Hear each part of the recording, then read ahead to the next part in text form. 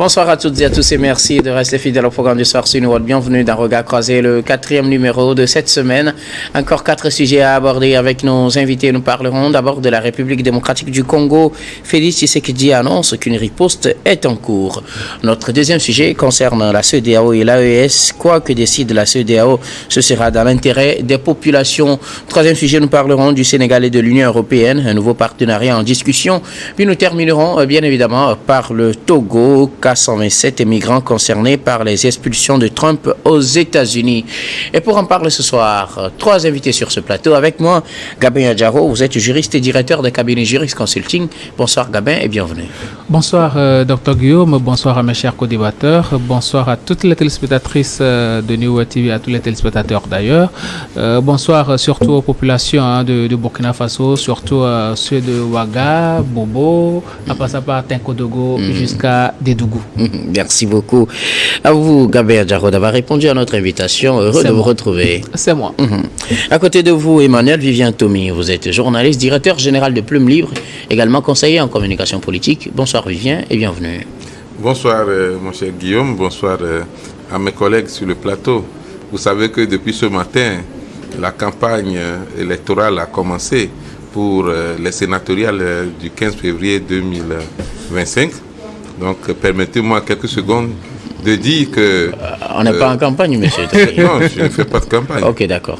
Permettez-moi de dire que c'est important que le pays dispose d'un Sénat, puisque c'est inscrit dans notre Constitution depuis 1992.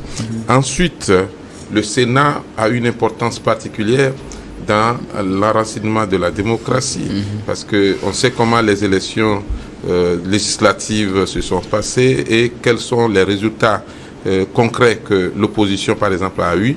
Mais peut-être avec ces élections sénatoriales, on va se rattraper pour qu'il y ait une minorité politique aussi au Sénat, cette institution importante, et cela va démontrer de la bonne santé de la démocratie de notre cher pays, le Togo.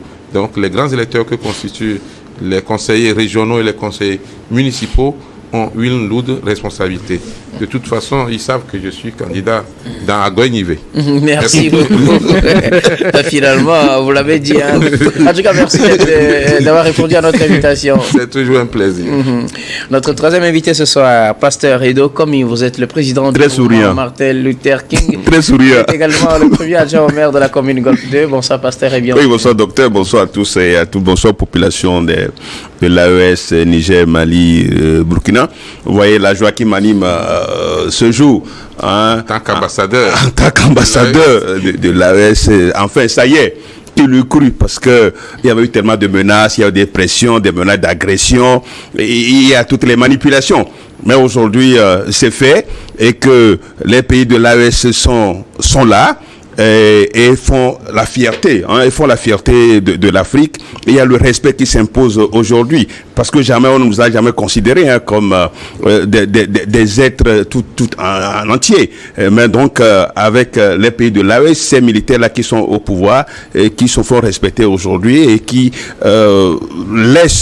permettent à l'Afrique de s'avancer vers sa souveraineté et sa dignité. Donc bravo aux populations de l'AES. Ensemble, nous sommes plus forts et nous allons tout droit vers l'objectif. Cet objectif-là, c'est un seul espace.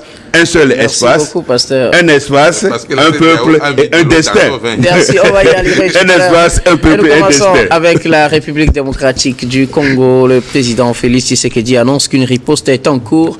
Dans une adresse à la nation très attendue ce mercredi, le président congolais Félix Tshisekedi a adressé le bilan de la situation dans l'est de la République démocratique du Congo.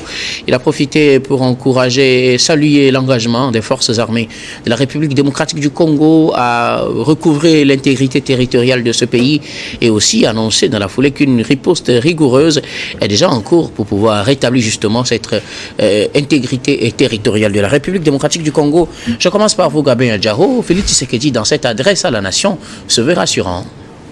Oui, il se veut rassurant en tant que chef suprême des FARDC, parce que vous savez, ça fait très longtemps que le Congo est en train de subir ça. Et je pense que les Congolais ont beaucoup dormi, notamment le régime de Félix Tshisekedi a beaucoup dormi, parce qu'à un moment donné, il faut reconnaître ses forces et ses faiblesses, et surtout s'entourer de meilleures personnes pour pouvoir faire front à ces rébellions-là. Notamment que c'est pas que le M23 qui déstabilise les RDC. Il y a beaucoup de groupes rebelles dans ce pays-là, mais c'est le M23 qui se fait beaucoup plus voir, parce que soutenu de part et d'autre part des pays voisins, notamment le Rwanda, qui apporte son soutien infaillible, parfois même des soutiens de ces hommes militaires à ces peuples-là. Notons que la dernière fois, les images ont circulé, on a vu véritablement des FARDC qui ont été désarmés par des milices ou bien des militaires rwandais. On ne sait pas trop. Ce qui est sûr, c'est que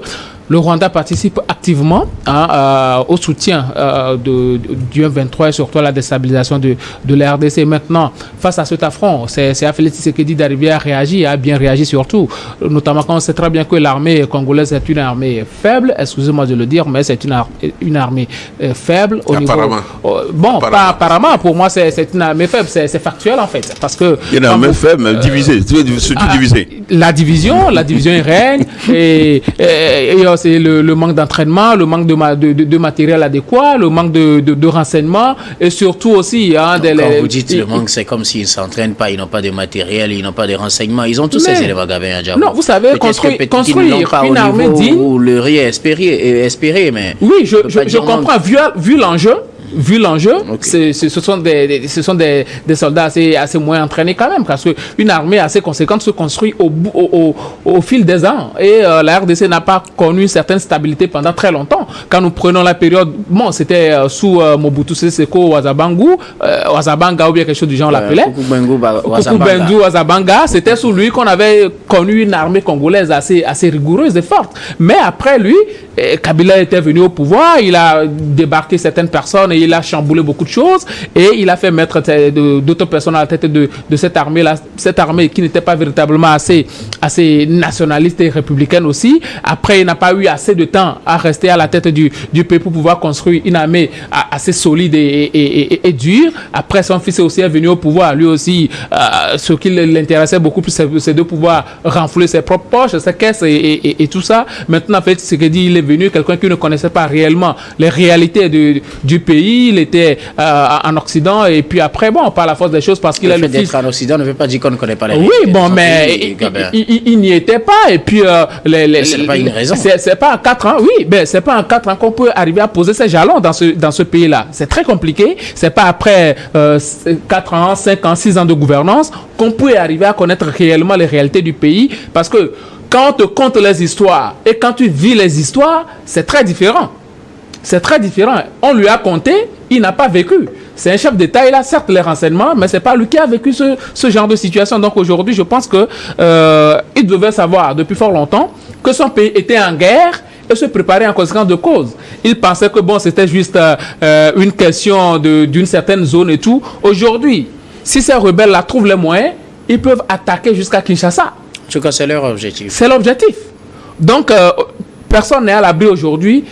La RDC doit se sentir concernée par rapport à cette situation, trouver les accords nécessaires avec les pays qu'il faut pour qu'on l'aide à pouvoir repousser ces forces rebelles-là qui font du mal à la population, parce qu'après tout, ce sont les populations qui subissent beaucoup plus les conséquences affreuses de cette situation. Vivien Tommy, Félix Tshisekedi se veut rassurant.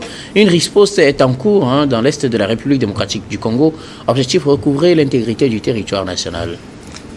C'est vrai que le président Tshisekedi ne peut pas être dans sa peau. Et il avait l'obligation de s'adresser à ses citoyens. Mais que peut-il leur dire? Il n'y a rien de nouveau, puisque tout le monde suit à la lettre tout ce qui se passe dans le pays, et surtout au niveau de l'Est. Alors, le Congo démocratique a été un pays souvent instable, avec une armée surtout divisée. Moi, je ne dirais pas une armée faible, parce que l'équipement y est, il y a aussi les potentialités, il y a la bonne volonté, mais l'armée du Congo démocratique est divisée. Divisée en ce sens que l'armée a été recomposée à plusieurs reprises. D'abord, le temps des colons. Après, Mobutu s'est imposé quand il a été nommé chef d'état-major des armées. Et après, il est devenu président. Et quand il a implanté le système de sa dictature, il fallait quand même avoir des officiers qui étaient aux ordres et qui pouvaient aider à asseoir le système et à asseoir le pouvoir. Et après sa chute, malheureusement, sur un coup de tête, parce que à un moment, c'est le président Nelson Mandela qui disait à Laurent Désiré Kabila, tu es arrivé à lui faire comprendre que le pays ne lui appartient pas. Maintenant, il faut négocier pour la paix, parce que si vous le chassez de force, ça va avoir des répercussions sur la vie politique du pays et sur l'armée. Laurent Désiré Kabila n'a pas voulu attendre raison et il a chassé de force Mobutu. On ne lui a même pas permis de revenir pour mourir dans son pays. Alors tout cela a des conséquences. Et après le règne de Kabila, fils, et aujourd'hui Tshisekedi, qui n'était pas très bien connu, Tshisekedi Félix, je veux dire, qui n'était pas très bien connu du public, parce que son père lui avait fait un peu d'ombrage, parce que son père était quand même un ancien opposant. Son père était un opposant reconnu, respecté, un opposant charismatique, on peut dire, emblématique. Et donc, beaucoup le considèrent comme le fils à papa, alors qu'il veut lui-même s'affirmer. Alors, la distance que M. Tshisekedi Félix a eu à prendre aussi avec la France, avec une certaine liberté dans son expression et des réponses face à certains propos de M. Macron, il ne faut pas l'ignorer, ça a aussi des répercussions. Aujourd'hui, je dis c'est dommage. Dommage parce que la RDC est attaquée. On le disait sur ce plateau depuis des mois, la RDC est attaquée et on ne dit rien. On essaie juste de condamner du bout des lèvres. On sort un petit communiqué. Je parle de la communauté internationale. Okay. Mais quand il s'agit de l'Ukraine, on envoie des chars, on vote des budgets de milliards pour soutenir l'Ukraine contre la Russie. Mais quand c'est le Rwanda qui attaque la République démocratique du Congo, on dit laissez le petit Tshisekedi se débrouiller. Et c'est dommage parce que c'est ici, il fallait hausser le ton. C'est ici l'Union africaine pouvait dire nous allons vous envoyer une troupe si vous ne faites pas replier vos éléments immédiatement. La CEDEAO même, qui n'est pas concernée directement par la zone, mais qui est l'une des structures les plus organisées en Afrique, pouvait aussi se faire entendre, ne serait-ce que par un communiqué. On ne l'a pas senti. Nous condamnons ce qui se passe au niveau d'une région de notre continent et nous demandons que cela cesse rapidement. Je pense que ce sont des vies humaines qu'on est en train de foutre en l'air. On est en train de blaguer avec le destin de tout un peuple. Et M. Tshisekedi doit savoir prendre ses décisions. Refuser de négocier, c'est quand on est le plus puissant, où on est en position de force, qu'on s'impose. Là, vous êtes là, le Rwandais est venu vous attaquer. Si quelqu'un veut vous aider pour négocier, il vaut mieux aller au pourparlers du Kenya. Merci beaucoup à vous, Emmanuel Viantomi. Malheureusement, Félix Tshisekedi n'est pas allé donc à cette rencontre au Kenya pour rencontrer Paul Kagame. Alors, Pasteur Edo, le président congolais Félix Tshisekedi se veut rassurant. Une riposte est en cours pour rétablir l'intégrité territoriale de la République démocratique du Congo. Occasion aussi pour féliciter l'engagement des militaires congolais. Une bonne nouvelle, dirait-on, mais c'est qui est venu tardivement. C'est ces médecins après la mort. Vous savez, aujourd'hui, le tort n'est pas seulement à attribuer à Tshisekedi, mais à ses prédécesseurs, à lui, à son père. Et c'est depuis l'assassinat de Lumumba que ce pays n'a pas connu de paix. Les Congolais n'ont pas connu de paix depuis là, au temps de Mobutu, tout le monde le sait. Mais après lui, c'était la terreur. Après Mobutu, lui, la terreur, et après lui, Kabila, qui est allé faire allégeance aux étrangers, mais qui l'ont aidé à gagner la guerre, à finir à renverser Mobutu. Et aujourd'hui, tous ces gens-là sont des généraux dans l'armée qui doivent être rétribués, récompensés. Et donc, c'est eux qui sont à la tête de cette armée, qui sont divisés. Et donc, du coup, ce pays est comme une jarre passoire. Et tout y rentre. Donc, aujourd'hui, Tshisekedi est devant une situation difficile. Et moi, vraiment, j'ai une pensée pour tous ces gens-là qui sont tombés. Ce sont les Africains, c'est des vies humaines qui sont tombées, ceux qui sont blessés, ceux qui sont aujourd'hui déplacés un peu partout, ceux qui s'exilent un peu partout. C'est une situation vraiment difficile pour les Congolais cette fois-ci. Jusqu'à ce que les rebelles ne rentrent dans Goma, qui est une région très... C'est la capitale du Kivu. Et donc, ça fait très mal. Donc, aujourd'hui, nous, on doit donner raison aux dirigeants de l'AES qui ont compris tôt qu'il faut tourner le dos aux traditions, aux puissances traditionnelles, aux partenaires traditionnels, pour aller ailleurs trouver bien s'équiper. Et aujourd'hui, c'est des armées fortes, c'est des armées patriotiques qui sont là et qui sont sur le terrain. Donc, on a appris que Tshisekedi est allé à Luanda. Il est allé à Luanda hier. En Angola. En Angola, non. Ce n'est pas là il devait aller. Il devait aller chez les dirigeants de l'AES. Il devait aller dans les... Il devait venir au Mali également. Non, au Mali, au Niger, et comment on l'appelle, au Burkina, aussi, pour s'inspirer de comment faire pour faire face à cette attaque, à cette agression de Rwanda. Mais écoutez, on ne peut plus parler de la communauté internationale parce que la communauté internationale fait partie de cette guerre intégrante. Est coupable, est complice. Puisque l'Union européenne a conclu un accord avec le Rwanda pour la gestion des ressources, que ce soit le cobalt, que ce soit l'or, que ce soit le cuivre. Mais est-ce que le Rwanda en a? Non. Le Rwanda n'en a pas. Le Rwanda n'a pas ces ressources. Donc le Rwanda doit aller chercher là où il doit chercher. Et c'est en RD Congo. Et c'est ce qu'ils sont en train de faire. Est-ce que l'Union européenne savait bien que le Rwanda ne dispose pas de ces ressources? Oui. Mais on lui donne les armes. L'OTAN et les autres lui donnent les armes pour aller agresser la RD Congo pour disposer de ces ressources. Donc aujourd'hui, je crois que les condamnations à lèvres, c'est des condamnations sur des lèvres, parce que ça ne sert à rien. Que ce soit les États-Unis, que ce soit la France, ça fait longtemps. Ça fait longtemps que les rapports. On va revenir au sujet. Ça fait longtemps que les rapports. Tshisekedi veut rassurer les Congolais. Il veut rassurer les Congolais. Maintenant, il y a une différence entre le discours et l'acte. Comment il va s'y prendre?